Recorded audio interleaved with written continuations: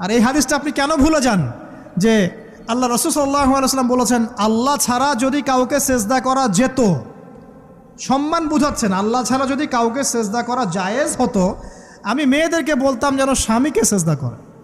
কেন? কারণ আপনাকে রেসপন্সিবিলিটি, আপনার খাবার, আপনার ফুড, আপনার শেল্টার, আপনার মানে পুরো দায় দায়িত্ব নিজের হাড় ভাঙা পরিশ্রম দিয়ে, জীবনের ঝুঁকি নিয়ে স্বামী আপনার জন্য করে। সে আপনার সম্মান পাওয়ার যোগ্য তো? সে কি আপনার সম্মান পাওয়ার যোগ্য নয়?